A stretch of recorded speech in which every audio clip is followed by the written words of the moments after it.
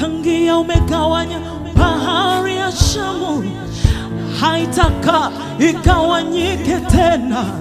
Mkono wako ulitenda hayo, hakuna kama wewe Bwana. Mataifa ya kujua na kabila za kufahamu kuwa wewe ni Bwana usiyeshindwa, usiyeshindwa, usiyeshindwa. Wewe ni Bwana usiyeshindwa. Natumaini kila mmoja yuko tayari kwa ajili ya neno ambalo ameliachilia Baba kwa ajili yako leo. Shika notebook yako, shika Biblia yako. Ndani yako mwambie Mungu, nisaidie kile unachoenda kukiachilia leo kikaingie ndani yangu na kuzaa matunda. Nisiwe tu nasikia neno linaingia huku linatokea huku, likaingie ndani na nilifanyie kazi. Endelea kukiri ndani yako. Amen. Neno la leo ambalo nimeliachilia kwako lina kichwa kinasema ufahamu, understanding. Ufahamu. Ufahamu, understanding. Ufahamu ni nini? Ufahamu ni nini?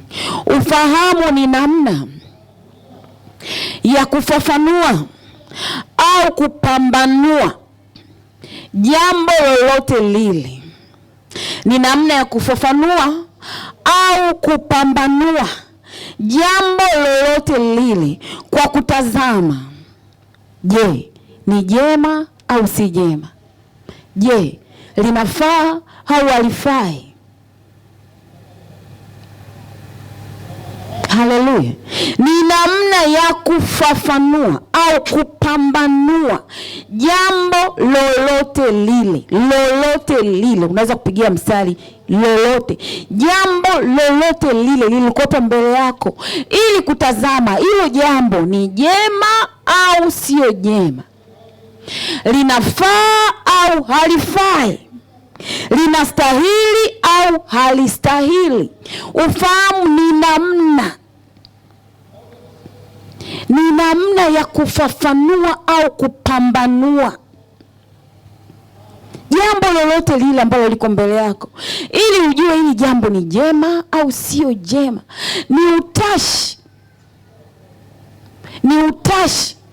Jinsi vile unavyoweza kulitazama jambo na kulipambanua ndani yako, ndani ya ufahamu wako, bila kuwa na influence ya mtu yoyote, ile ndio inaitwa ufahamu.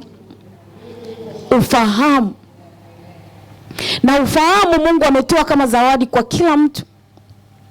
Ametoa kama zawadi kwa ajili yake yeye mwenyewe. Mungu amekupa utashi au ufahamu wa kujua jema au baya. Utashi au ufahamu wa kupambanua mambo, wa kufafanua mambo, ili ujue hili ninalotenda ni jema au sio jema. Hili ninalotenda linastahili mbele zake au halistahili. Hili ninalotenda linafaa au halifai. Huo ndio unaitwa ufahamu. Ufahamu ni kutumia zile fikra zilizokuwa ndani yako, kuzitumia vyema. Yaani usizitoe tu kwa sababu ziko, kuzitumia vyema. Kile ambacho Mungu ameweka ndani yako, mawazo yaliyokuwa ndani yako, ufahamu aliyoweka ndani yako, utumie vyema, panapo stahili, panapo faa, penye jema, ili kusilete uharibifu.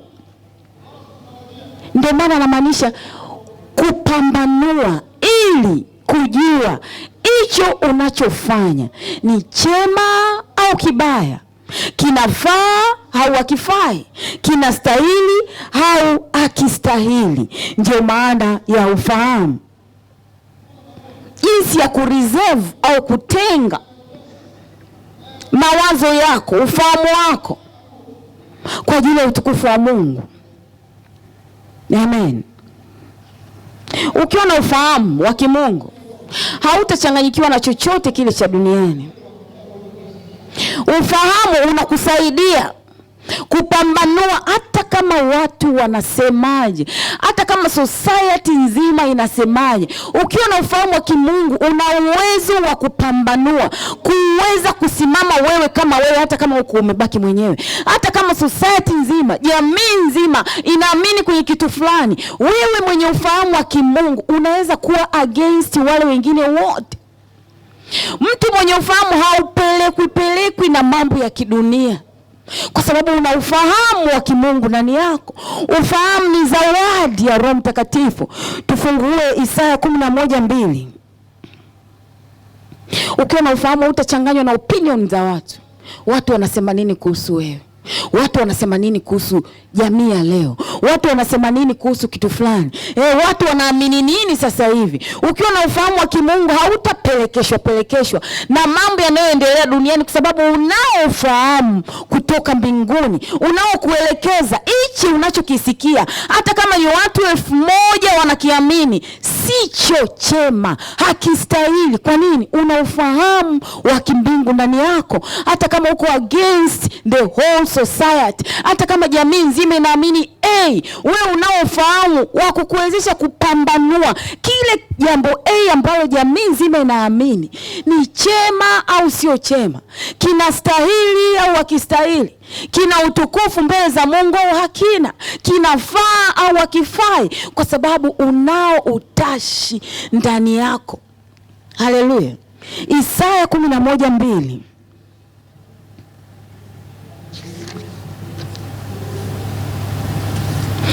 Isaya 11:2. Ufahamu ni moja kati ya zawadi au zile roho 7 ambazo Mungu ameziachilia. Isaya 11:2.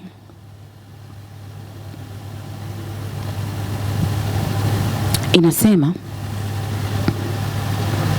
na Roho ya Bwana atakaa juu yake, roho ya hekima na ufahamu, roho ya shauri na uweza, roho ya maarifa na kumcha Bwana. Hapo ziko roho 7. Kuna roho ya Bwana, kuna roho ya hekima, kuna roho ya ufahamu, kuna roho ya shauri, kuna roho ya uweza, kuna roho ya maarifa na roho ya kumcha Bwana. Ziko 7 kwenye hiyo verse, kwenye huo mstari wa pili. Kuna roho 7 ambazo ni zawadi ya kutoka kwa Mungu. Roho ya hekima, roho ya Bwana, roho ya ufahamu. Ufahamu pia ni zawadi kutoka kwa Mungu. Hiyo ni roho inatakiwa ikae ndani ya kila mmoja ili kujua hichi ninachofanya ni sawa. Ni utashi kutoka kwa Mungu. Mungu anakupa utashi ili ujue hichi ninachofanya ninafanya Mungu anakipendelea, hichi ninachofanya ni chema, hichi ninachofanya ni jambo jema mbele za Mungu. Ndio maana anakupa roho ya ufahamu ili uweze kupambanua. Tumesoma kwenye definition, kufafanua na kupambanua kila kitu, ili uweze kujua hapa ninamkosea Mungu au la. Ndio maana Mungu ameachilia hiyo zawadi kwako, kwa kila mmoja, ili uwe na ufahamu, ili uweze kuishi maisha yanayompendeza yeye, na mwisho urithi uzima wa milele. Amen. Sasa ukiwa na ufahamu, ukiwa na utashi ndani yako, ukiwa na ufahamu, utaweza kupractice vile vitu vyote ambavyo Baba amevifundisha huko nyuma. Kuna masomo mengi sana zaidi ya 10. Ukiwa na ufahamu, ni rahisi sana kupractice utulivu, ni rahisi sana kupractice hekima, ni rahisi sana kupractice unyenyekevu, kwa sababu una ufahamu. Una ufahamu wa kimungu, unaweza kupambanua mambo, unaweza kufafanua mambo. Hata lije jambo gumu kiasi gani, utaweza kulipambanua, utaweza kujua hili ni natakiwa ni react vipi. Hekima na ufahamu vinataka kufanana kidogo. Hekima ni jinsi nzuri Niliwafundisha somo la hekima. Wewe ambaye umemisi, unaweza kwenda kwenye channel yetu ya YouTube, utapata somo la hekima. Utapata kuna masomo karibia 10 ambayo yote yanaendana na ufahamu. Ukiwa na ufahamu, kupractice haya masomo ni rahisi sana. Kuna utulivu, kuna bidii, kuna unyenyekevu, kuna ujasiri, kuna somo la shukrani, kuna sadaka, kuna somo la uaminifu, imani, utii, uvumilivu. Na jana tumejifunza nini? Tumaini, kuna hekima. Hayo yote yanahitaji ufahamu wako, yanahitaji utashi wako ili kuweza kuyapractice, ili kuweza kuyafanya. Na hizi ni siri ambazo Mungu mwenyewe anazifunua kwa ajili yako, kwa ajili ya utukufu wake, kwa ajili yako, ili urithi uzima wa milele. Sasa ili kuweza kupractice haya masomo yote, unahitaji ufahamu wa kimungu, unahitaji utashi, unahitaji roho ya ufahamu ndani yako itende kazi. Haleluya. Unahitaji kuwa na ufahamu. Hekima, niliwafundisha kwambia hekima ni jinsi nzuri ya kupokea au kufikisha ujumbe. Hiyo ndio hekima. Nakupa tofauti kati ya hekima na ufahamu. Hekima ni jinsi nzuri ya kupokea au kufikisha ujumbe bila kuleta madhara. Hiyo inaitwa hekima. Ufahamu unakupa neno zuri. Tumesema hekima ni jinsi nzuri ya kupokea au kufikisha ujumbe.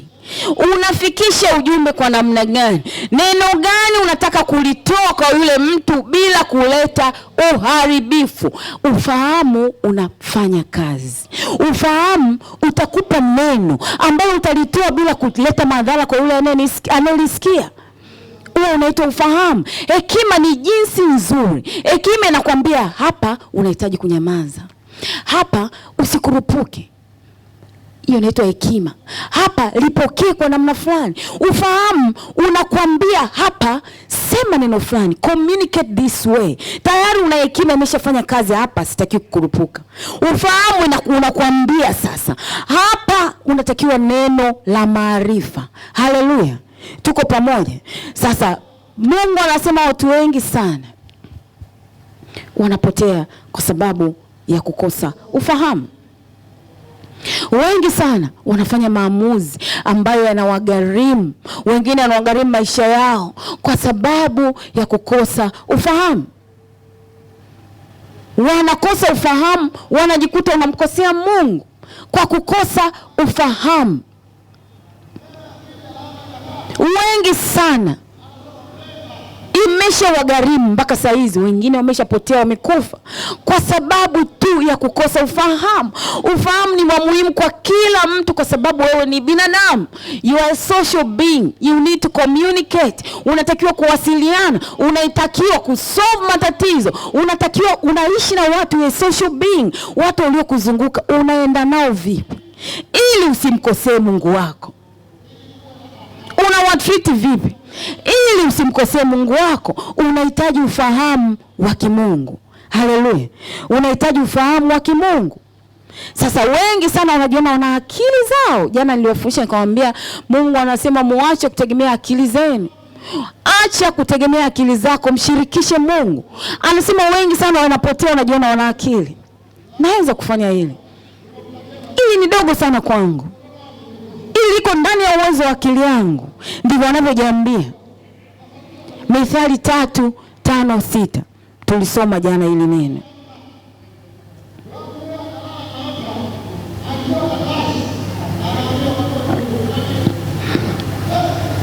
Mithali 3:5-6 inasema, mtumaini Bwana kwa moyo wako wote. Kwa moyo wako wote anamaanisha nini? 100%. Isiwepo hata nafasi ya kusema hili ninaliweza mwenyewe. Kusiwepo hata nafasi ya kusema aka kadogo ninakaweza, hapa ngoja niende kwa akili zangu. Anataka mtumaini kwa moyo wako wote 100%. Mtumaini Bwana kwa moyo wako wote. wala usitegemee akili zako mwenyewe. Katika njia zako zote mkiri yeye, naye atayanyosha mapito yako. Anataka umkiri. Kukiri ni kwamba unasema, Mungu, siwezi bila wewe. Ingawa umenipa akili, siwezi bila wewe. Ninakutumaini wewe. Sasa wengi wanatumia akili zao wenyewe badala ya kutaka ufahamu kutoka kwa Mungu. Wanaenda kwa kutumia vyeti vyao. Nimesoma sana na masters na PhD, itanisaidia kusolve matatizo yangu. Mungu anataka kila mmoja awe na ufahamu, awe na roho ya ufahamu ndani yake, roho ya utashi itakayomwambia hichi unachofanya sio, hapo unapoenda siko, ili unalofanya unaenda kumkosea Mungu. Sasa haleluya. Sasa wengi sana wanakosa maarifa ya kimungu kwa sababu tu wamesoma sana. Wanajiona wao ndio kila kitu kwa sababu tu wana certificates, wana vyeti, wamefaulu kwa ufaulu wa juu zaidi, wanaona wamhitaji Mungu. Wamekosa maarifa ya kimungu. Wanatumia akili zao wenyewe, wanatumia elimu na vyeo walivyo navyo kufanya maamuzi bila kujua wanamkosea Mungu. Kila mmoja, haijalishi ni rais, ni mbunge, kila mmoja anahitaji roho ya fahamu ndani yake ya kutoka kwa Mungu. Sio kwa sababu umesoma sana, sio kwa sababu una cheo. Huko sasa kunaitwa kujikweza. Huko kunaitwa kujikweza. Kunaitwa kujikweza, kwamba unajivunia jinsi ulivyo, unajivunia akili ulizonazo, unajivunia cheo ulichonacho. Huko kunaitwa kujikweza. Na Mungu alisema kwenye neno lake la Petro wa kwanza 5:6, kama mnakumbuka kwenye somo la unyenyekevu, anayejiinua yeye anamshusha, anayejishusha yeye anamuinua. Anataka wanyenyekevu. Amen. Sasa hao ambao wanajiona wamesoma sana, hao ambao wanajiona wana vyeo sana, wana kazi ya kuwadharau wale wa chini, wakifikiri wao si kitu, bila kujua wale wa chini wanaweza kuwa na ufahamu wa kimungu. Hata kama hawana hela, lakini wana maarifa ya kimungu, wana ufahamu wa kimungu, wana amani ndani ya mioyo yao inayotokana na ufahamu wa kimungu. Wao wanawaangalia kwa jicho la chini, Mungu anawaangalia kwa jicho la juu. Wao wanajiinua wakijiona wako juu, Mungu anawashusha akiwaona hawa sio kitu, kwa sababu hata ufahamu wa kimungu hawana. Amen. Ndio maana hataki mtu anayejivunia akili, hataki mtu anayejivunia vyeti alivyokuwa navyo, hataki mtu anayejivunia vyeo, cheo alichonacho. Jana niliwaambia kuna wengine wanajivunia nguo walizonazo. Kabati limejaa nguo, ndo pride yake. Anajivunia idadi ya viatu alivyokuwa navyo. Yaani wewe ndio wakukonea huruma kabisa kati ya wote. Tena unajivunia nguo, jirani yako analala njaa, hana hata hela ya kula mlo mmoja. Wewe huko ndani unajivunia nguo ulizonazo, unajivunia viatu ulivyokuwa navyo, pair of shoes. Tukihesabu hivyo vyote vina worth millions of money. Jirani yako analala na njaa. Huna ufahamu wa kimungu. Hauna ufahamu. Wewe ambaye nimekutaja, nimekutolea mfano hapa, hauna ufahamu wa kimungu. Alafu unajiita Mkristo. Unajiita Mkristo. Umelimbikiza mali, jirani yako hana hata hela ya kula mlo mmoja. Wewe bado umejilimbikizia mali, bado unajiita wewe ni follower of Christ. Wewe ni mfuasi wa Yesu. Ufahamu Mungu anauachilia kwa ajili ya wafuasi wake, ili waweze kutembea kwenye yale yanayompendeza yeye. Wewe ambaye unajivunia nguo alafu jirani yako analia njaa, wewe utembei katika njia ya Kristo anayoitaka. Umekosa ufahamu.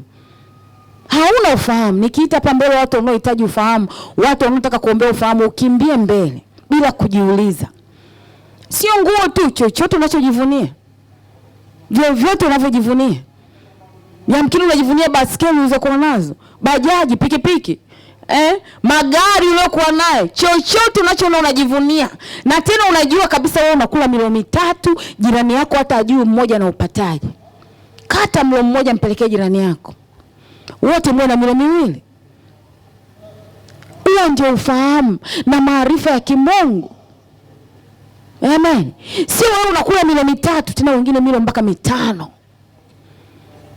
Milo mpaka 5. Luxury. Sio milo tu. Luxury. Kwa angeweza kukata hata ile cost, akaenda kumsaidia yule jirani yake pale. Akaenda kumsaidia jirani yake chakula. Akaenda kumsaidia mtu ambaye anahitaji. Sio lazima awe anakaa karibu na wewe. Unajua kabisa kuna mama fulani anakaa kule karibia na mama yangu anapokaa. Huwa hanaga chakula na watoto hawawezi hata kwenda shule. Fanya kitu kwa ajili ya wale watu. Hayo ndio inaitwa maarifa ya kimungu. Sio umekazana unamuomba Mungu vya kwako. Mungu ameshakupata milo 3, amekupa na extras, una kagari, bado umekazana unaomba jirani yako kule hana hata mlo mmoja. Namuomba Mungu, ninaomba mlo mmoja tu. Vitu vingine unahitaji maombi. Unahitaji kuwa mtendaji wa neno. Unahitaji kuwa doer of the word. Toka hapo nenda kamsaidie jirani yako mkate. Nenda kampe zile extras hata mwesa, hata kama kesho hujui unakula nini. Tatizo watu wanajilimbikizia mali awe na cha kesho, wakati jirani yako hata cha leo hana. Kwa nini kile cha kesho cha kwako usichukue ukaenda kumpa yule ambaye hata cha leo hana? Hizo ndio njia Kristo anataka tuishi. Tuache kujiangalia wenyewe. Tuache kuwa selfish. Tafuta yule mtu kule, msaidie. Hapo ndipo utakapokuwa umegusa moyo wa Mungu. Hapo tutasema unaufahamu na maarifa ya kimungu. Unaufahamu na maarifa ya kiroho. Sio umekazana unaomba 1 2 3. Mungu ninaomba kazi, niongezewe mshahara. Jirani yako analia hana chakula. Wewe unaomba uongezewe mshahara. Mungu anapata faida gani ukiongezewa mshahara? Kama hata jirani yako unamwacha analia hana chakula. Wewe kwa nini uongezewe mshahara? Kwa sababu gani? Haya ndio maarifa ya kiroho. Inawezekana hicho unachokazana kumomba Mungu anakuangalia tu. Kwa nini akupe? Anafaidika nini? Bora hata akisema nikimuongezea huyu mshahara, ninajua kuna kinachopita, kinaenda na kwa yule jirani anayenililia kila siku ana chakula.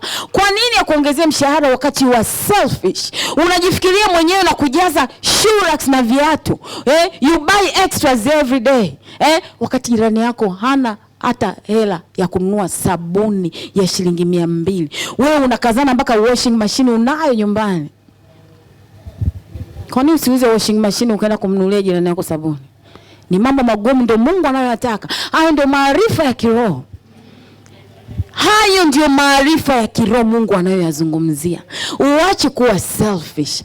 Ishi kama wote mko njia moja mnaenda mbinguni. Kwa nini umwache jirani yako amelala hapo chini na njia karibia afe? Wewe umeweka chakula mpaka cha mwezi ujao. Friji imejaa nyama, kuku, mwenzako hana hata hela ya kwenda kununua matembele shilingi 500. Inakufaidia nini? Inakufaidia nini? Umekosa maarifa.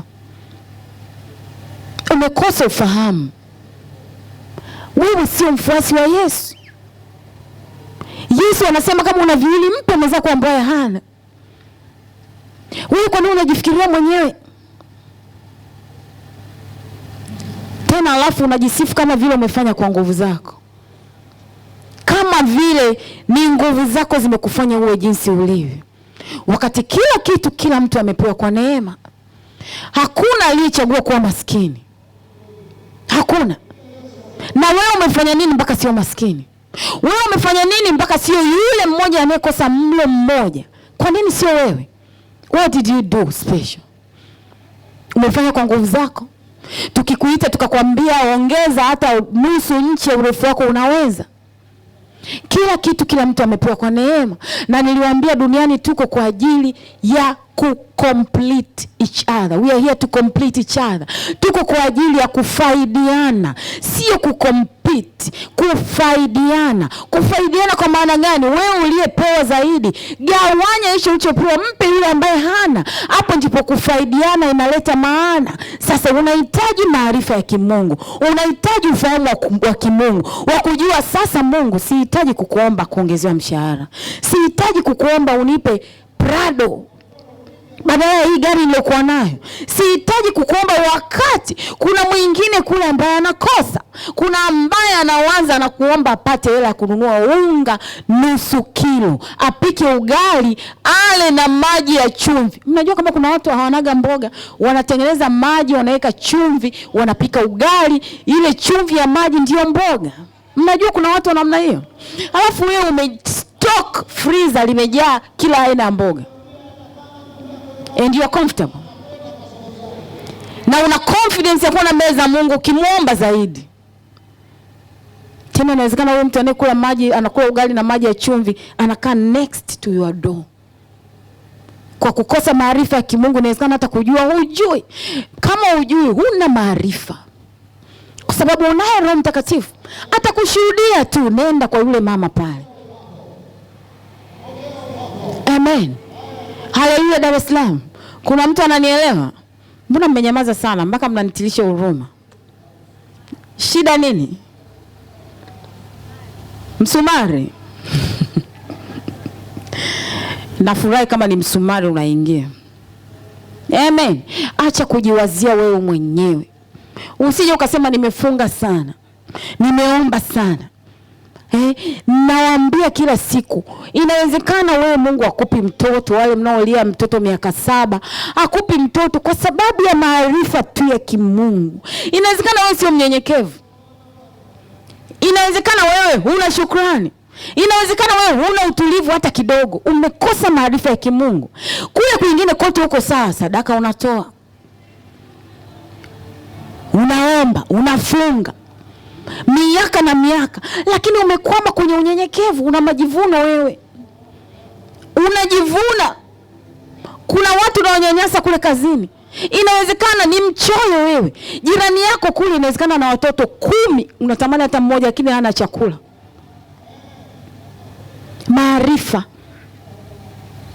ya kiroho. Unahitaji maarifa ya kiroho. Unahitaji maarifa ya kimungu ili uweze kuishi sawa sawa na Mungu anavyopenda. Unahitaji utashi, unahitaji ufahamu wa kutoka kwake yeye mwenyewe. Hiyo ni roho na ni zawadi, mpaka wewe mwenyewe uwe tayari kuipokea. Uwe tayari kuipokea. Mungu anataka utayari, lakini ni roho ambayo Mungu anaitoa bure kwa yule aliye tayari. Haleluya. Marko 8:36. Huwa naipenda sana. Marko 8:36.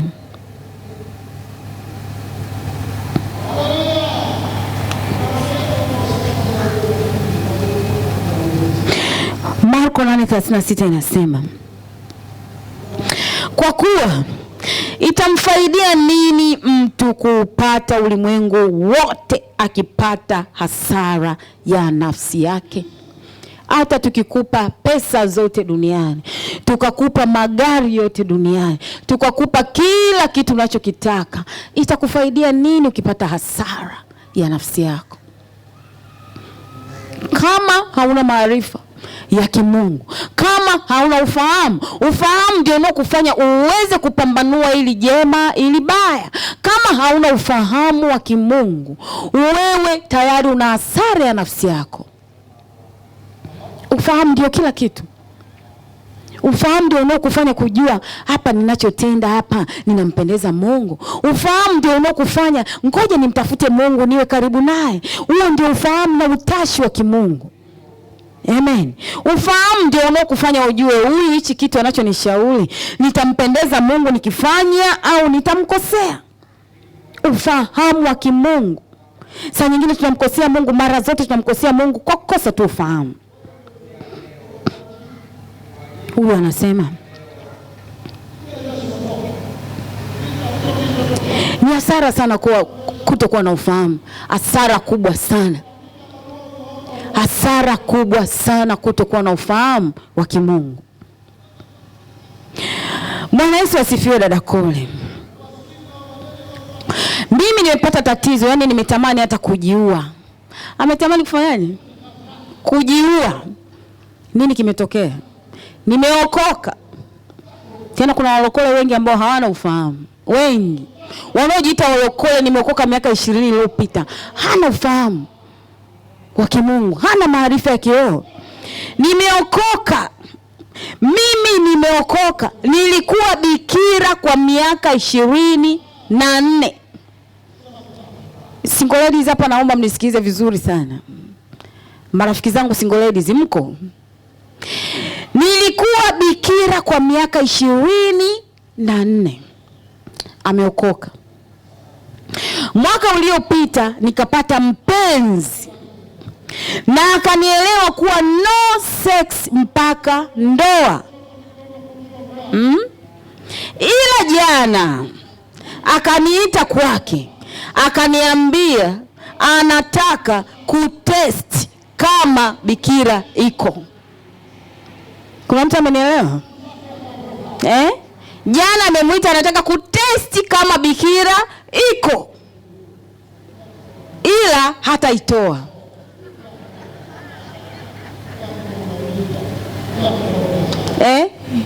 Hata itoa.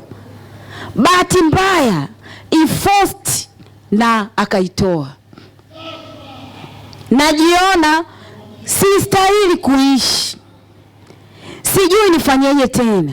Sijui namuombaje Mungu. Yaani naona kama hawezi kunielewa. Kule mwanzo umesema anataka kujiua. Sasa hebu ona. Huyu ana utashi, anafahamu kweli wa kimungu. Mwanaume anamwambia anataka kutest kama bikira ipo. Eti single, kuna ambaye anaweza kufanya kitu kama hichi. Kwanza nielewe vizuri watu ndio wafundisha hapa. Fraiska. Niambieni. Kuna mtu kweli ana hana huo ufahamu ili nijue leo haya maombi na shusha moto kiasi gani? Single ladies mniambie, Lilian yuko wapi? Niambie, unaweza? Kwamba unaenda mtu anakuambia anataka kutesti kama ipo. Kwanza anataka kuitesti kama ipo kwa sababu gani? Akijua ipo ili afanyeje? Na akijua haipo afanyeje? Na wewe kweli umekosa utashi, umekosa na maarifa ya kimungu, umekosa na ufahamu, sijui hata tukuiteje. Maana kweli Mungu lazima ulimsikitisha. Kama mimi nimesikitika hivi na kila mmoja hapa, sijui Mungu amesikitikaje. Miaka 24. Na alikuwa na ujasiri wa kumwambia no sex. Na single ladies ndio wanawafundisha. Usichochee mapenzi. Mnaenda huko kwenye hizo nyumba, wengine mnapika, mnafua, mnaosha na vyombo. Hamjui kama ndo mnajipeleka. Niliwaambia zina, dhambi, uzinzi, kimbia kwa miguu yote miwili. Usijipeleke kule ukawa ndo pray. Mwenyewe unajipa moyo, nilishamwambia amekubali. Ona sasa. Maarifa ya kimungu. Tena niliwaambia nyie ambao waga mna kazi ya kwenda kwa boyfriend, mnapika na kufua nguo, you are not a wife yet. Wewe sio mke. Hizo ni shughuli za wake. Unaenda unafua mpaka unajua unajua na boxer ngapi, unajua anahitaji ngapi nimuongezee. You are not a wife yet. Maarifa ya kimungu. Bwana ukataa akwambie sikutaki kwa sababu umekataa. Unajua kama umemfurahisha Mungu wako, lakini kwa nini unakosa ufahamu na maarifa? Mungu afanyeje tena? Tena anasema ameokoka. Kama umeokoka tena huna hata ufahamu, Mungu akusaidieje tena? Na yote kwa sababu ya tamaa. Hiyo yote kwa sababu ya tamaa. Huyu mwingine anasema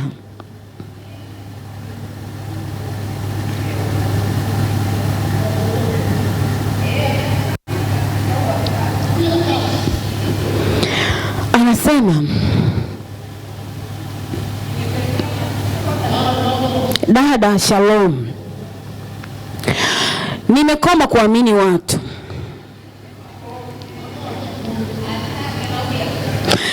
Niliunganishwa na mdada nilisoma naye chuo. Kaniambia kuna huyo mtoto wa waziri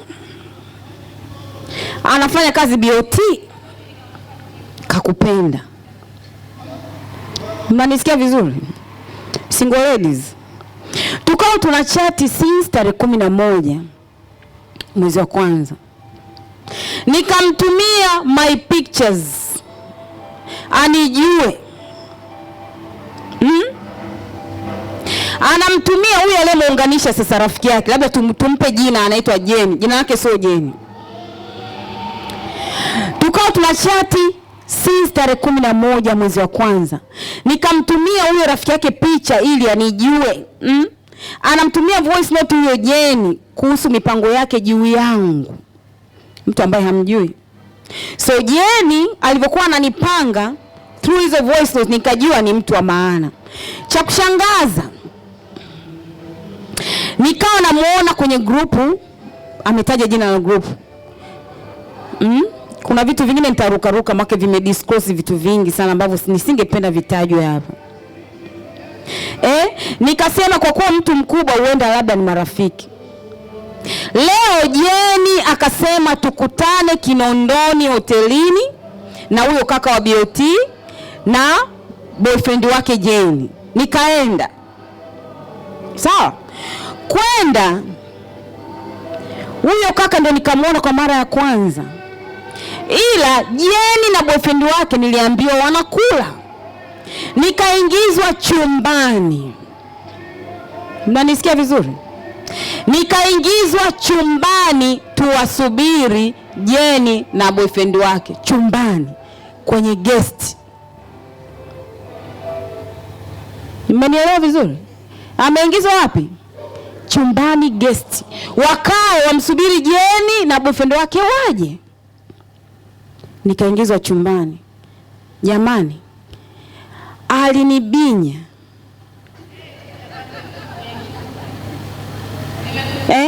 Akataka atende na mimi tendo kinyume na maumbile. Mlango umefungwa na funguo. Nilikuwa nasali kila sala. Yaani umeshaamua mwenyewe kwenda huko alafu ndo unaanza kumuita Mungu aje akusaidie. Nikaanza kusali, nilikuwa nasali kila sala. Mkojo ukambana. Akaenda chooni. Alipoenda tu nikatoka hivyo hivyo. Alinidaka mkono, tulivutana, hatimaye nikafanikiwa na taulo langu toka nje. Nilikimbilia nyumba ya jirani. Nasikia yeye akavaa akakimbia. Mimi nikaletewa vitu na wale wasimamizi wa guest. Nikavaa ila nguvu sina. Nilibinywa mno. Way back nilikuwa naona nyoka sana na nilikuwa naota nyoka sana na mbwa. Ninaumwa mgongo, ameni expose kwenye group. Mungu anisamee kwa kukurupuka mimi. Najuta kuamini watu kuliko Mungu. Sio kuamini watu, ni kukosa ufahamu. Ni kukosa utashi.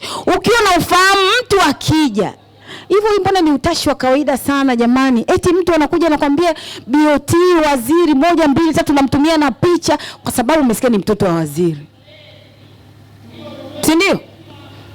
Umesikia mtoto wa waziri. Umesikia habari za BOT. Utashi ni kusikia hata kwamba huyo mtu ni mtoto wa rais na bado ukaweza kupambanua ndani yako ukaona ili nalo kuja ili sio. Na unaweza kusema no. Huo ndio utashi wa kimungu. Huo ndio ufahamu Mungu anaotaka. Uwezo kusema no hata kwa mazingira ambayo unaona Mungu wangu. Hapa nitaweza kusema no. Mbona naona wengine wakiona magari yamepaki yako 7. Nani anaweza? Single ladies. Huna boyfriend kama mnavyosemaga. Akatoka kijana, anakupeleka ameweka na advertise magari yamepaki hapo 7. Ufahamu wa kimungu na utashi ni uwezo kusema hapana. Ngoja nikaombe. Sio umeona magari unaanza kuwaza sasa kibinadamu bila kujua unamkosea Mungu, bila kujua huko unakoenda unaenda kumkosea Mungu. Amen. Hajamaliza anasema, naomba nifanye marathon, nisaidie kuomba toba. Nikamuuliza, kwa hiyo ulifanya naye mapenzi? Akaniambia alinibinya, alifunga na mlango kabisa, alitaka atakachokisema ni mtii. Kwa hiyo ndio nilifanya naye mapenzi. Muona sasa? Nikamuuliza, huyo mtu ulikuwa umfahamu kabisa? Ndio. Ila Jeni alinitumia picha za huyo kaka kipindi yuko Ikulu na rais. Baba yake waziri alikuwa anaapishwa. Ulivyoona hizo picha, inawezekana hata picha zilikuwa fake. Inawezekana picha amezicollect tu huko. Haya. Ila nilipokuja kumuona live, moyo ulisita. Hapo tu kwanza basi Mungu anakusaidia. Moyo kusita, huyu ni Roho Mtakatifu anakuambia no, stop. Yaani umekosa amani. Nikamuuliza ndo mara ya kwanza kumuona? Ndio. Naruka vitu vingine kwa sababu sitaki kuvisoma hapa. Anasema nimeuzwa mimi dada yangu kweli hapa mjini. Akili yangu sasa hivi haiko sawa. Simwamini mtu, ninaogopa kupita maelezo. Nikikumbuka leo nitokea nakosa amani. Ananitumia message za vitisho. Anasema mganga wake alimpa dawa nzuri sana. Anasema ameniambukiza fungus na ukimwi. Anasema nimshukuru Mungu wangu, asivyo ningekoma. Ametuma na voice notes hapa nyingi sana. Amenitumia. Hizo ni voice notes alizotumiwa Jeni baada ya kuuliza hizo bla bla zingine. Haya. Huyu kaka alimwambia Jeni atanipangia nyumba Upanga. Atanifungulia frame Kariakoo. Mnaona sasa vitu ambavyo mnatekwa navyo? Nikaamini. Kumbe naingia kwenye shimo la moto. Ufahamu. Utashi. Maarifa ya kiroho. Maarifa ya kimungu. Basi. Yaani hilo ndio jibu lake moja. Amekosa ufahamu. Amekosa maarifa ya kimbingu. Kama una ufahamu, wewe umepoteza kila kitu. Kama una ufahamu, kama una roho ya ufahamu ndani yako ya kuweza kupambanua mambo, ya kuweza kufafanua ili jambo linavyokuja, wewe una hasara ya nafsi yako. Amen. Mwingine akaja kuniambia, huyu message zake ndefu sana, acha nisizisome, ngoja niwasimulie. Single lady, hajaolewa. Kaja analia. Nimemkosea Mungu. Nimetoa mimba. Wakati nilishatubu nikamwambia Mungu sitaka nirudie tena, nimerudia. Nimetoa mimba ya mfanyakazi mwenzangu. Dokta, yeye anafanya kazi sijui kama ni nesi au ni nani, lakini wanafanya wote pamoja. Nini kilitokea? Eti siku moja nilikuwa nimelala, huyo dada sana anisimulie. Anakaa peke yake kapanga. Nikaona popo, nikaogopa. Usiku. Nikatoka, nikaenda kwa ule dokta.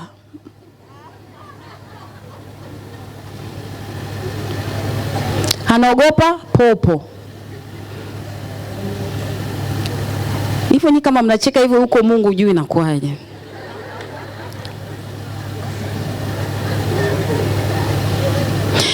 Anaogopa popo, kaenda kamgongea dokta nyumbani kwake, anaomba kulala. Dokta yuko peke yake.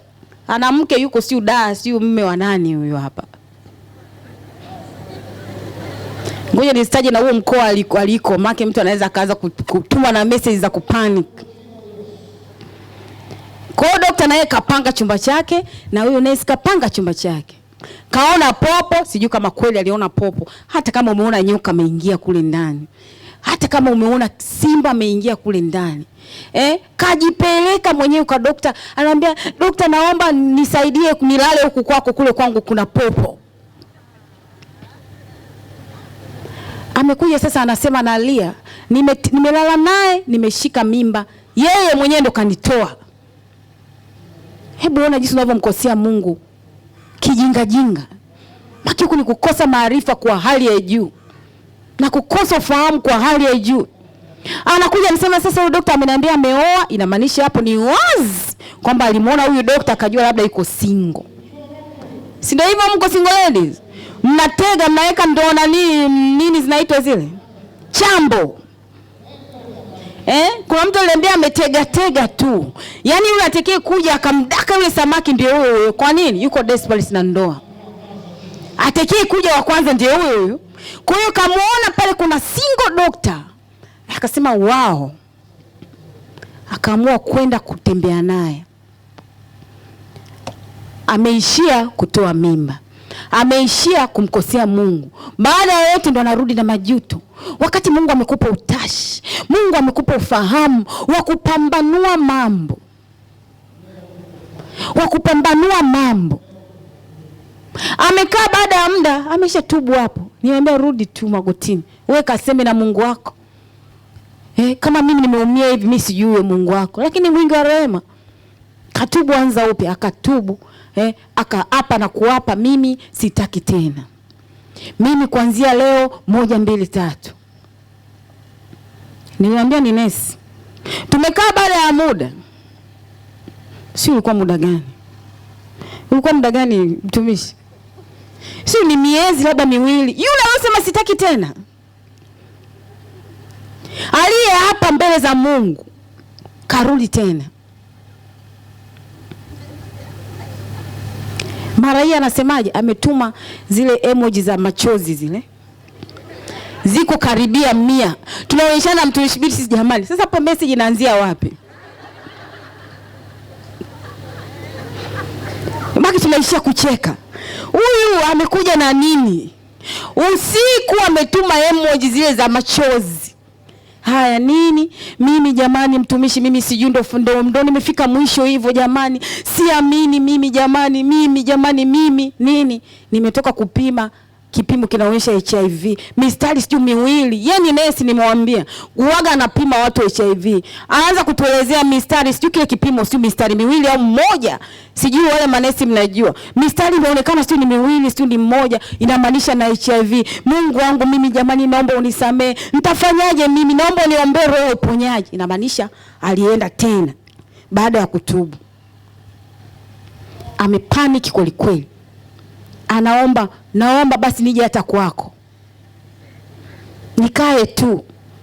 Nimemkosea Mungu mimi jamani, amejuta kweli kweli. Kesho asubuhi ameamka, si vipimo viko toka hospitali. Kapima tena, kajikuta kumbe ni negative. Nikamwambia unaona Mungu anavyotaka kufundisha.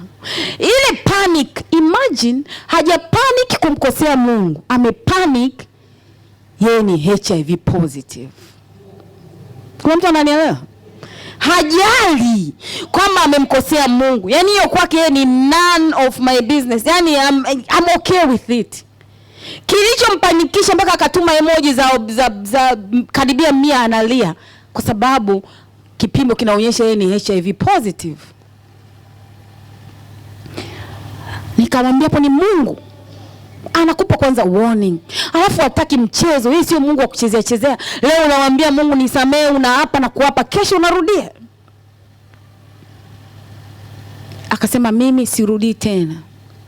Sirudi tena kweli kabisa. Ninajua hapa ni neema ya Mungu. Ngoja baadaye tena nitakaa siku baadaye siku kesho nipime tena nione.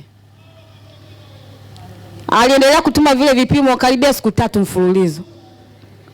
Leo, kesho kutwa. Mpaka akajiridhisha kweli hana HIV. Sasa basi. Hajaishia hapo. Tumekaa baada ya miezi mingapi tena kaja. Saizi sio dokta. Anakuja anakuambia nimeanguka tena mtumishi, ninaomba usinichoke.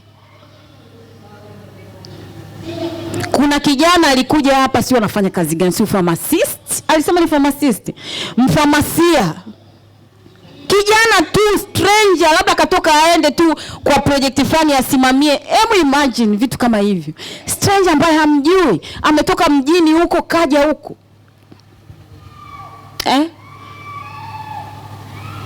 Amekuja kunitembelea siku moja usiku nyumbani kwenye chumba changu.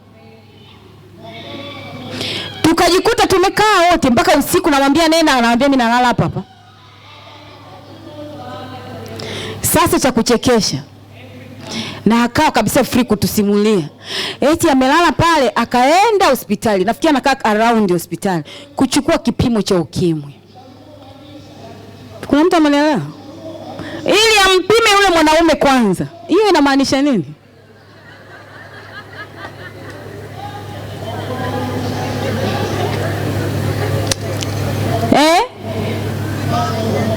huyo ni kiboko eti. Yaani tuseme kama hapa ningemwombea ningeenda angekuwa wa kwanza, lakini hayuko hapa Dar es Salaam, anajua anaweza kawa ananisikiliza. Ampime na akampima HIV. Kilichofuatia waliishia kufanya mapenzi. Karudi tena na majuto. Kaniambia, nitafute kiasi fulani cha pesa, sio milioni 1 alisema, na mimi nitafute milioni 1 na yeye milioni 1 tufungue duka la dawa. Maarifa, ufahamu.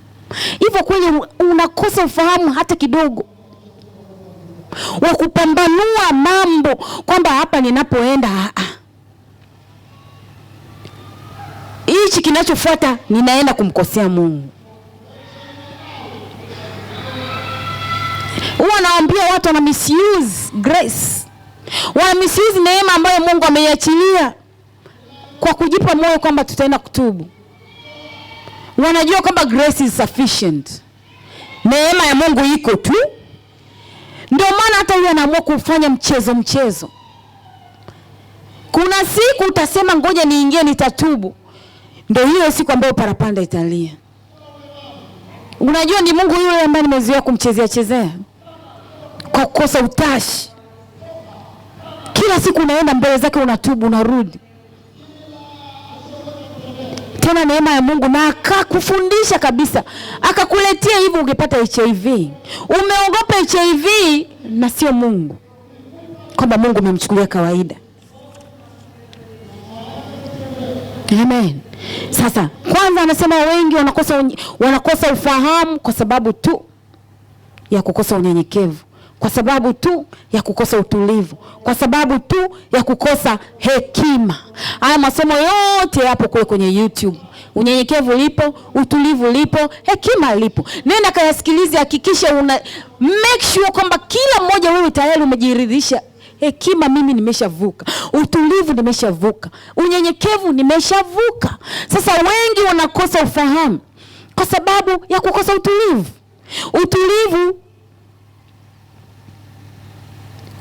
Utulivu ni kufanya maamuzi bila kukurupuka. Kama una ufahamu, utakuwa na utulivu. Utulivu ni kuona jambo linakuja hapa, kutofanya maamuzi ya haraka. Hata wale ambao wako kwenye ndoa huwa nawafundisha kila siku, kutokukurupuka kwenye maamuzi mnayoyafanya. Amen. Wale ambao mnataka kuingia kwenye ndoa, utashi, ufahamu. Hakikisha ufahamu wako uliokuwa nao, kwanza hakikisha una ufahamu ndani yako. Alafu hakikisha unautumia kila eneo. Isiwepo hata eneo moja useme mimi nataka ndoa like yesterday, nina miaka 38. Uende kwa akili zako, uende kwa nguvu zako, useme huyu ndiye mwenyewe huyu, bila kupambanua. Ufahamu ni kupambanua na kufafanua mambo, jambo lolote lile. Je, kujua hili jambo ni jema au sio jema? Hili linafaa au halifai? Hili linamtukuza Mungu au halimtukuzi Mungu? Sio kwenda tu. Ndio maana Mungu amekupa utashi. Ndio maana amekupa ufahamu. Hajakupa ufahamu just for fun. Amekupa ufahamu ili usimkosee yeye. Amekupa ufahamu ili uweze kupambanua, usije ukaikosa mbingu ukasema nilikuwa sijui. Ndio maana amekupa roho ya ufahamu bure kabisa ukiwa tayari.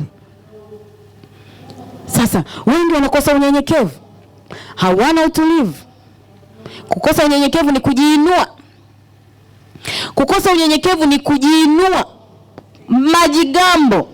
Niliwafundisha somo la unyenyekevu, ni kwamba unyenyekevu ni kujishusha kwa watu wengine. Mtu yeyote unayemwona mbele yako, kujishusha kwake.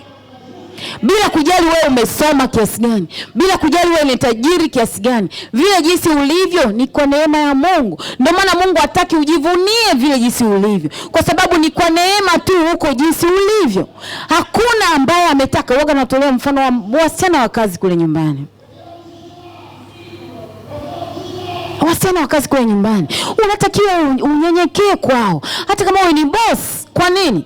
Kwa sababu vile jinsi alivyo, wewe umempa nini Mungu mpaka hauko vile jinsi alivyo? Umefanya nini kwa nguvu zako?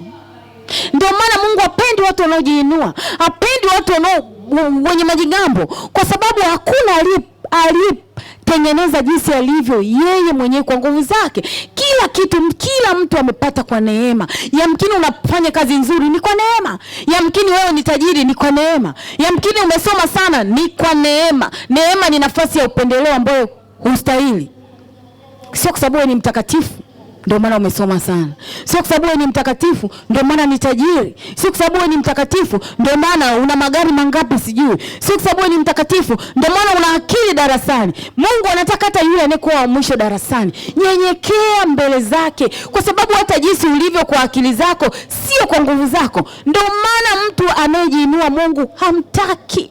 Nawaambia wengine maombi yenu hayajibiwi kwa sababu mnajiinua. Unajivunia vile jinsi ulivyo. Biblia inasema msio watu kujivunia akili. Jivune kwa sababu unamjua Yesu. Usijivune kwa sababu una akili. Niliwaambia kwenye somo la unyenyekevu, kuna watu wakipita tu unajua huyu ana PhD. Hata jinsi anavyotembea unajua huyu ni boss. Huyu ni managing director. Hajaongea kitu lakini unajua huyu ni chief executive officer. Yaani amejipiga panda usoni. Hajaongea unajua huyu ni multi-million, ana own multi-million business. Hajaongea lakini tu amejipiga panda. Au mwingine ukimpa dakika 5 unajua kabisa huyu kwao. Ushakutana na mtu dakika 5 tu umeshamjua kila kitu. Umeshamjua amesoma na PhD, umeshajua anakaa wapi, umeshajua ana magari, anaona magari mangapi, unajua baba yake ni yule profesa nani sijui, umeshajua kila kitu chake unajua. Dakika 5 tu amejipiga panda usoni. Mungu hapendi watu wa hivyo. Mungu anapenda watu ambao ushakutana na watu unakuja unaambiwa huyu ndio chief executive officer. Unaambiwa wewe, huyu mbona yuko hivi? Yaani amejishusha kiasi kwamba huwezi jua kwamba huyu ndiye managing director of the company. Huyu ndiye boss wa hiyo ofisi, amejishusha. Watu wa hivyo ndio Mungu anaowataka, wanaojishusha, wasiojikweza. Hao ambao wamejipinga panda ni kwamba anajikweza, anajiinua. Amekuwa mtu wa kujivunia jinsi alivyo. Mungu hapendi watu wa kujivunia vitu kwa sababu hakuna ulichotengeneza mwenyewe kwa nguvu zako. Amen. Wewe naambia tu mkute mlevi amelala hapo, amejikojolea kwenye mtaro. Hauna mamlaka ya kujiinua kwake. Wewe umempa nini Mungu mpaka sio wewe ambaye umelala kwenye mtaro? Ni nini ulichofanya kwa nguvu zako? Ni nini? Ni kwa neema tu uko jinsi ulivyo. Ni kwa neema tu. Neema ni nafasi ya upendeleo ambao haustahili. Wala Mungu hajaangalia matendo yako, maana hata usingestahili. Kwani wewe ni mtakatifu. Na Mungu hatoi kwa watakatifu tu. Si yule aliyelala mtaroni yeye ana dhambi sana. Sasa kwa nini uwe mtu wa kujivunia akili? Kwa nini uwe mtu wa kujivunia utajiri? Mungu anataka wanaojishusha, wanaojinyenyekeza, wanaotamani kumjua yeye kila wakati. Kila saa una kiu ya kutaka kujua mambo ya Mungu. Kila saa unataka kumjua Mungu zaidi. Kila saa unataka kwenda hatua moja zaidi kwenye neno letu la mwaka huu na mwaka jana, hatua moja zaidi na Mungu. Kila saa nataka kumjua Mungu. Kila saa nataka communion na Mungu. Kila saa nataka fellowship na Mungu. Kila saa wewe iwe ni Mungu tu ndani yako. Amen. Anataka watu wanaonyenyekea, wanaojishusha, ambao wanataka kila saa kumjua yeye zaidi. Amen. Ndio watu wanaowapenda, ambao mioyo yao ina kiu ndani yao ya kumjua zaidi kila wakati. Tena anasema watu wa namna hiyo Mungu anakuwa wazi kwao. Yeye mwenyewe amesema. Anakuwa wazi kwao, anajifunua kwa namna ya ajabu. Watu wanaonyenyekea, wenye kiu ya kumjua yeye. Mungu amesema yeye mwenyewe kwa maneno yake. Watu wa namna hiyo yeye huwa anajifunua kwao. Utamuona Mungu. Unamuona Mungu waziwazi. Hata kama umsikii kwa sauti, lakini unajua Mungu ameongea na mimi. Unajua kabisa huyu ni Mungu ameniambia. Anasema anajifunua wazi, wanaojishusha mbele zake anajifunua wazi kwao. Anapenda watu wanaojishusha. Biblia imeongea, ina mistari mingi sana kuhusu watu wanaojiinua Mungu anawashusha. Moja wapo ni Petro wa kwanza 5:6. Ukijiinua anakushusha, ukijishusha anakuinua. Amen. Amen. Sasa anawafunulia hao ambao wana unyenyekevu. Anasema nao wazi wazi. Anaongea nao, anawaongoza. Kwa nini? Kwa sababu wamejishusha. Mungu anapenda wanyenyekevu. Mathayo 11:29. Anapenda wanyenyekevu, bila kujali wamesoma, bila kujali elimu walizokuwa nazo wala vyeo. Mungu kule kwake kila mtu ni sawa. Angalia, huyu amesoma, huyu hajasoma. Huyu ana cheo, huyu ana cheo. Mathayo 11:29.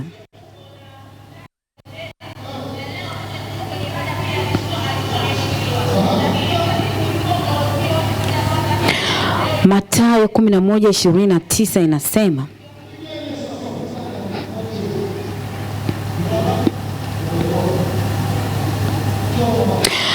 jitieni nira yangu. Huyu ni Yesu anasema, jitieni nira yangu, mjifunze kwangu, kwa kuwa mimi ni mpole na mnyenyekevu wa moyo. Huyu ni Yesu. Nanyi mtapata raha nafsini mwenu. Huyo ni Yesu. Huyo ni Yesu anasema hayo maneno. Pamoja na kwamba yeye alikuwa kama Mungu, alijishusha akawa mnyenyekevu, akashuka mpaka kwenye levu ya mtumwa. Na Mungu alifanyaje? Akamkirimia jina lipitalo majina yote. Amemuinua. Yeye ni mpole na mnyenyekevu wa moyo. Kama wewe ni follower, wewe ni mfuasi wa Yesu, kama una utashi, kama una ufahamu ndani yako, utakuwa mnyenyekevu. Utakuwa mnyenyekevu. Wewe kama unajiinua, una majivuno, una pride, hauna ufahamu, hamna haja ya kuwa na majivuno, hamna haja ya kuwa na pride. Inamaanisha kama una pride, wewe hauna ufahamu wa kimungu, hauna maarifa ya kimungu. Amen. Huyu anasema,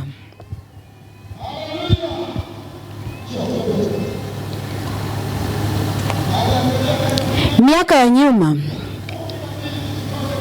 nilimwomba Mungu akanipa kazi nzuri tu, nikawa napata mshahara mzuri tu na wa kunitosha. Lakini kuna watu tulikuwa tunashirikiana kuiba pesa kiujanja ujanja. Yaani nyingi tu. Nikajenga, nikanunua gari, tena maskini zingine zilikuwa za watu wenye virusi vya ukimwi. Tunapeleka kidogo, nyingine tunagawana. Yaani nakwambia Mungu alikasirika. Nikaikosa ile kazi na vile vitu hadi leo havina baraka yoyote. Yaani hata hiyo nyumba wapangaji wakiingia hawalipi kodi. Kuna mmoja alikimbia na 2,800,000. Mwingine ameingia hata sijawahi kupata kodi. Gari ndio usiseme. Biashara zilikufa, nikasota mtaani. Mwishowe nikapata kazi ambayo mshahara ni sawa na mtu aliyemaliza form 4. Yaani mdogo mno. Jamani, leo namshukuru Roho Mtakatifu amenikumbusha. Kumbe Mungu ndivyo alivyo.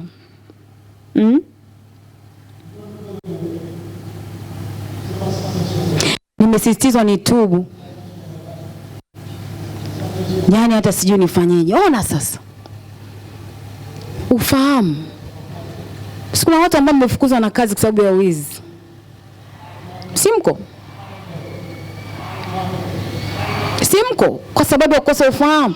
Tena mbaya zaidi, hela za wagonjwa wa virusi vya ukimwi wewe unaiba.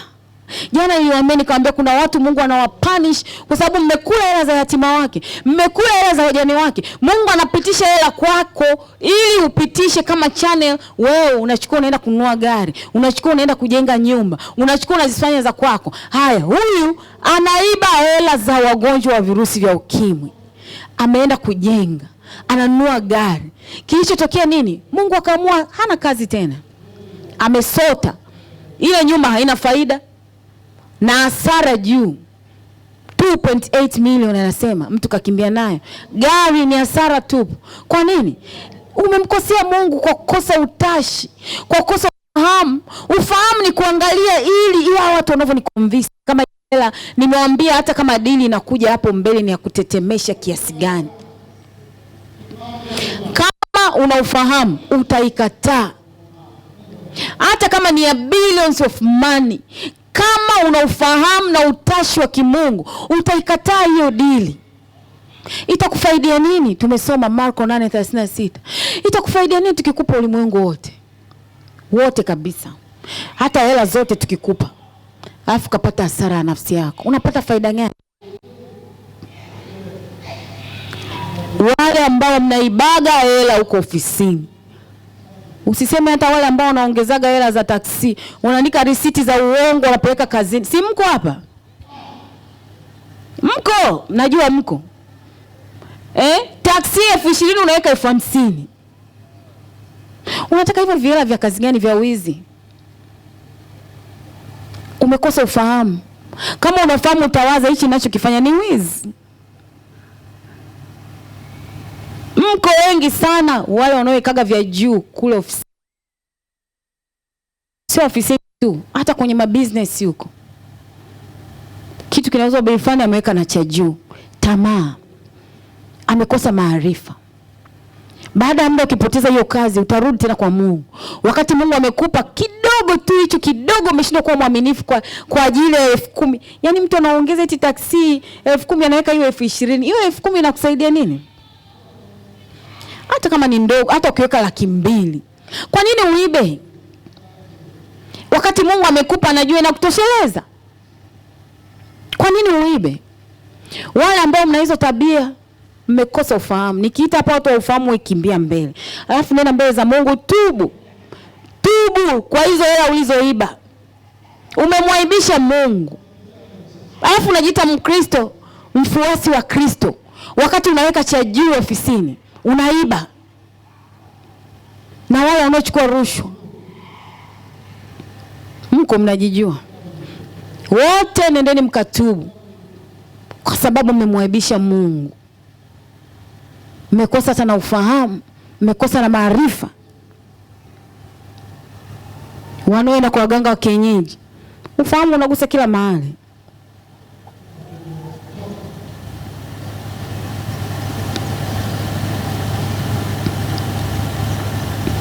Shalom Dakole, nakiri nimemkosea Mungu wangu. Mimi nimemkosea mno. Nilishafanya prayer marathon ya kwanza ya toba, lakini nimemkosea Mungu wangu. Mume wangu ni mmoja wa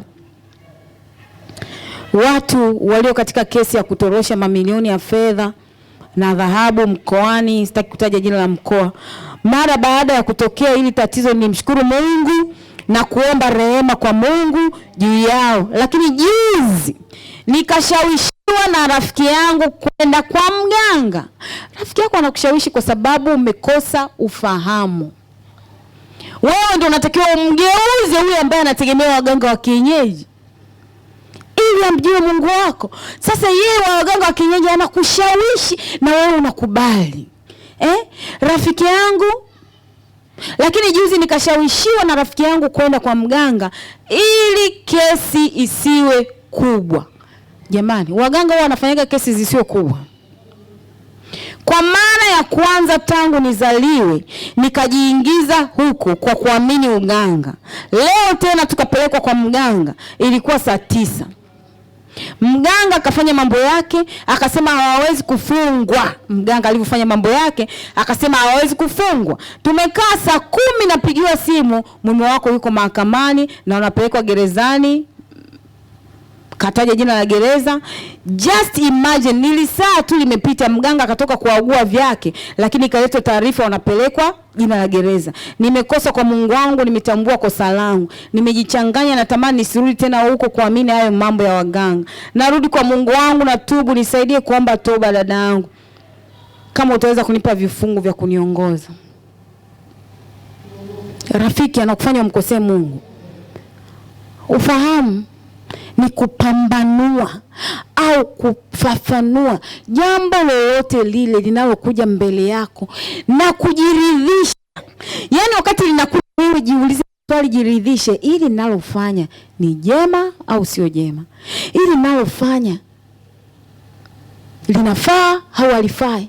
Hili nalofanya linampendeza Mungu, halimpendezi Mungu? Jibu likiwa no, uwe jasiri. Ukaangalia somo la ujasiri kule YouTube.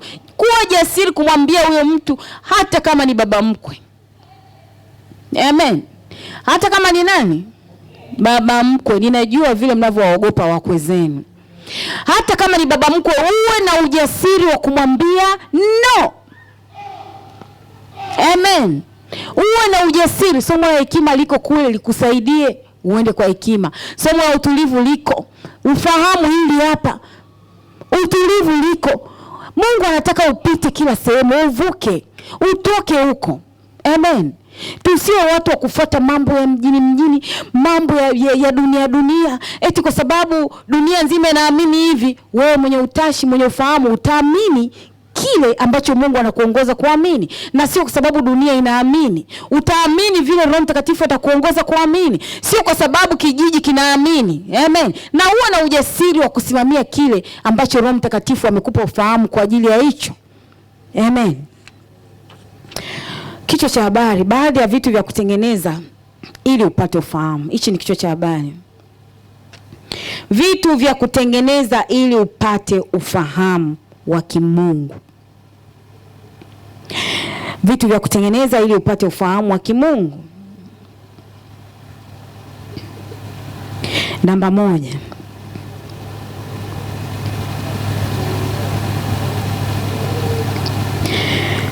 Namba 1. Kutambua thamani ya Yesu ndani yetu. Niliwaambia wewe ufahamu ni zawadi kutoka kwa Mungu. Kutambua thamani ya Yesu ndani yetu. Kumkiri Yesu. Jana niliwaambia pia, mkaribishe Yesu kwenye maisha yako, aje atawale maisha yako. Yeye ndiye atakaye kuongoza kwenye kila kitu. Anasema Baba, kama huna Yesu wewe huna Baba. Kama huna Yesu wewe huna Mungu. Kwa hiyo ni kazi bure. Akasema kwa maneno yake, wanapaswa kujua Yesu ndiye anayefanya kazi ndani yao, na hivyo ndio kiongozi wao. Yesu ndio kiongozi wako. Unatakiwa umkaribishe, umkiri yeye peke yake. Niliwaambia wokovu sio dini mpya.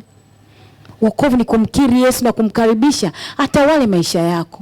Ni kumwambia Yesu, chukua usukani, ongoza maisha yangu. Ndio wokovu. Amen. Namba 2. Naenda haraka sasa. Namba 2. Vitu vya kutengeneza ili upate ufahamu. Cha kwanza kabisa, hakikisha una Yesu ndani yako. Mkiri Yesu. Kiri wokovu, okoka. Nilisema wokovu sio dini mpya. Okoka, mkiri Yesu. Namba 2, namna au jinsi ya kumpokea Roho Mtakatifu. Mungu anasema kila mmoja amempa Roho Mtakatifu ndani yake. Wengi hawana mawasiliano na Roho Mtakatifu kwa sababu ya sauti zinazowazunguka. They are too noisy. Wanapiga makelele mpaka hawamsikii Roho Mtakatifu. Ili upate ufahamu, upate roho ufahamu, unatakiwa kuwa na mawasiliano mazuri na Roho Mtakatifu. Roho Mtakatifu ndiye atakuongoza, fanya hiki, jibu hivi, hapo usiende, hapo nyamaza. Hizo zote ni tabia za roho ufahamu. Fanya hiki, hapa nyamaza, hapa sema hivi, hapa hivi. Huyo ni Roho Mtakatifu anakuongoza. Unatakiwa kuwa na mawasiliano mazuri na Roho Mtakatifu katika kila jambo. Unapaswa unyenyekee mbele za Mungu huku ukimshirikisha Roho Mtakatifu kile unachotaka kusaidie, na yeye atakuwa mwaminifu kukwambia. Ukiwa na mawasiliano mazuri na ukiwa na utulivu, utamsikia akikwambia. Nimesema Roho Mtakatifu huwa anaongea kwa viashiria mbalimbali. Kukosa amani, kuwa na amani. Hizo ni sauti za Roho Mtakatifu. Amen. Namba 3, kuwa na unyenyekevu. Nimezungumzia sana kuhusu unyenyekevu. Wewe ambaye una majivuno, badilika. Kunyenyekea mbele za Mungu. Nyenyekea mbele za Mungu, nyenyekea mbele zake, jishushe kwa kumaanisha. Sio unajishusha tu kwa sababu, jishushe kwa kumaanisha. Jishushe mbele zake, jishushe mbele ya kila mmoja. Kila mtu ameumbwa kwa sura na mfano wa Mungu. Kila mtu ana potential kwa Mungu. Ndio maana Mungu anataka ujishushe kwa kila mtu, kwa sababu huwezi kuwa, you are not complete. Wewe hujakamilika. Ndio maana kila mtu anatakiwa kumkamilisha mtu mwingine. You are not complete. Na utoleaga mfano wa wasichana wa kazi. Ungekuwa wewe umekamilika, unamchukua yule msichana wa kazi kwa sababu gani? Kwa sababu you are not complete. Haujakamilika, unahitaji msaada wa mtu mwingine. Yule msichana amekuja ku complete your life. Wewe uko kwenye maisha yake ili kutimiliza yale ya kwake. Na yeye yuko kwenye maisha yako kwa ajili ya kutimiliza ya kwako. Wewe unamhitaji, yeye anakuhitaji. Ndio maana Mungu anataka kila mmoja ashuke, ajishushe. Usijione wewe ndo yeye ndo anakuhitaji na wewe umhitaji. Kama ungekuwa umhitaji, usingemwajiri. Kwa nini umemwajiri? Kwa sababu unamhitaji. You are not complete. Haujakamilika, na hakuna hata mmoja duniani aliyekamilika. Hakuna ambaye ni package. Hakuna. Kila mmoja kuna kitu anachotaka kwa mwingine. Kila mmoja kuna uhitaji anaouhitaji kwa mtu mwingine. Hamna aliyekamilika. Kwa hiyo Mungu anataka kila mmoja awe mnyenyekevu mbele zake, kwa kumaanisha. Na tena uweke ndani lengo kutoka ndani yako la kutaka kuimarisha mahusiano yako na Mungu. Kila siku mtamani Mungu zaidi. Kila siku mtake Mungu zaidi. Kila siku taka kumjua Mungu zaidi. Kila siku wewe taka mtamani Mungu. Hapo ndipo utakuwa na roho ya ufahamu ndani yako. Mungu atamruhusu na Roho wake Mtakatifu aingie ndani yako akuongoze. Amen. Uwe na kiu ya kumjua yeye zaidi.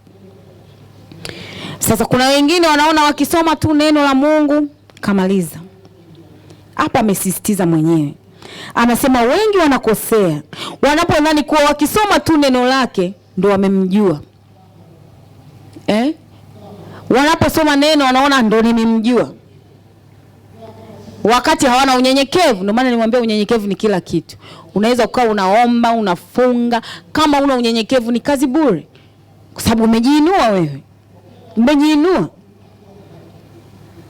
Amen.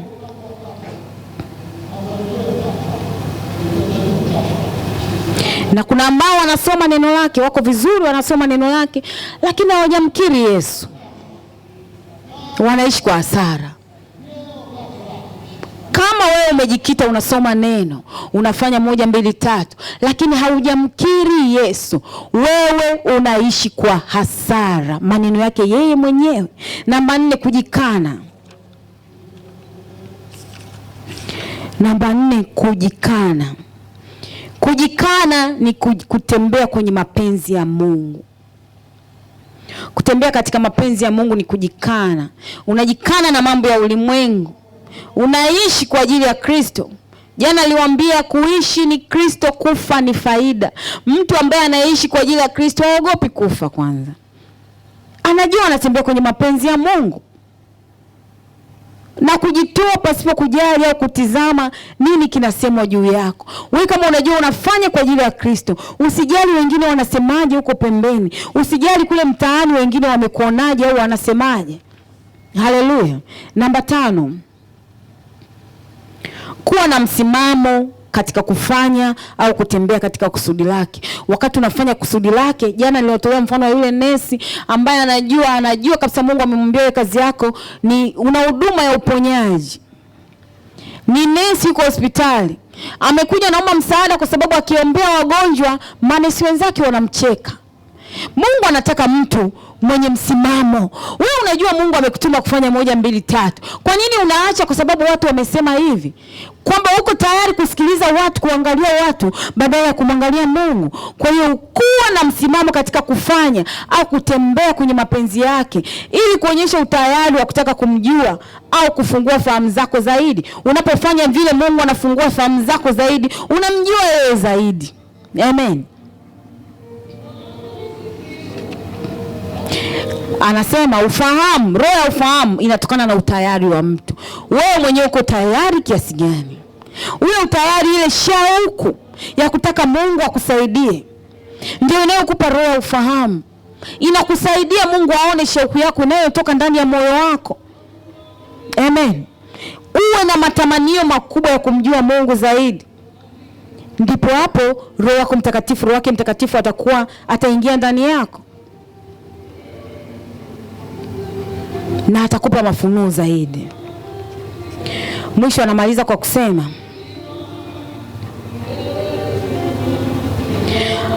kwa kusema, wasisitize juu ya wokovu. Wasisitize juu ya wokovu. Jamani, jana pia niliwasisitizia, kama kuna mtu ambaye hajaokoka, kama kuna mtu, hakuna muda tena, hakuna muda wa kupoteza. Wasisitize juu ya wokovu. Haina maana kwao kutembea bila wokovu.